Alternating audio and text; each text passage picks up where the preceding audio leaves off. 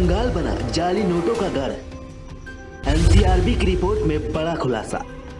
जाली नोटों के मामले में असम और बंगाल सबसे आगे। जाली नोटों में 2000 के नोटों की अहम भागीदारी। हर तरफ पैसा ही पैसा, लाल हरे खरे खरे नोटों का अंबार लगा हुआ था और ये नोटों का जखीरा बरामद हुआ था बंगाल की मुख्यमंत्री ममता बनर्जी के दिग्गज नेता पार्थ चटर्जी के करीबी के घर से। घर के हर एक कोने में नोटों का अंबार रखा हुआ था, लेकिन जब ईडी ने इस अंबार को निकालना शुरू किया तो नोटों की गड्डियां निकालने में ईडी के भी पसीने छूट गए।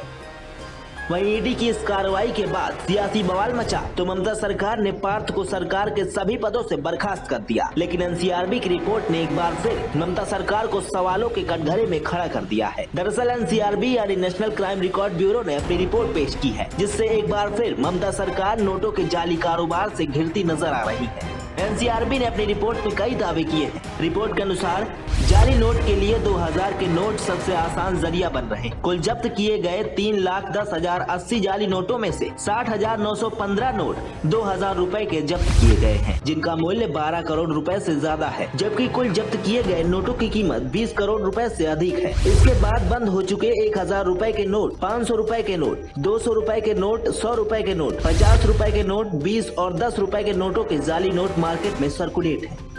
यानी कि पिछले साल 20 करोड़ रुपए से ज्यादा के मूल्य की जाली मुद्रा पकड़ी गई है, जो कि 3 लाख से ज्यादा जाली नोटों के जरिए देश में पहुंचाई गई थी। और सबसे ज्यादा जाली नोट 2000 रुपए के पाए गए हैं, जो कि कुल मूल्य का करीब 60% है। जाली नोटों के मामले में सबसे ज्यादा केस बंगाल और असम में दर्ज किए गए हैं, जबकि मूल्य के आधार पर तमिलनाडु और केरल में सबसे ज्यादा जाली नोट पाए गए हैं। वहीं अगर राज्यों में जब्त किए गए जाली नोटों को मूल्य के आधार पर देखा जाए तो सबसे ज्यादा 2000 के मूल्य के जाली नोट तमिलनाडु में पाए गए हैं, उनका मूल्य 5 करोड़ रुपए से ज्यादा है। इसी तरह केरल में पाए जाली नोटों का मूल्य 1.81 करोड़ रुपए से ज्यादा है। इसके बाद आंध्र प्रदेश का नंबर आता है, जहां पर 1 करोड़ रुपए से ज्यादा के जाली नोट 2000 रुपए की करेंसी में पकड़े गए हैं। वहीं अगर हम जाली नोटों के खिलाफ दर्ज केसों की बात करें तो इस मामले में पश्चिम बंगाल और असम में सबसे ज्यादा मामले दर्ज किए गए हैं। पूरे देश में साल 2021 में 688 आपराधिक केस दर्ज किए गए हैं। इसमें सबसे ज्यादा 82 मामले पश्चिम बंगाल में दर्ज किए गए हैं। इसके बाद 75 केस असम में दर्ज किए गए हैं। वहीं जानकारों का मानना है कि बंगाल और असम में सबसे ज्यादा जाली नोट मिलने की एक प्रमुख वजह उसका नेपाल और बांग्लादेश की सीमा से नजदीक होना है, जिसकी वजह से इन राज्यों में सबसे ज्यादा केस सामने आए हैं।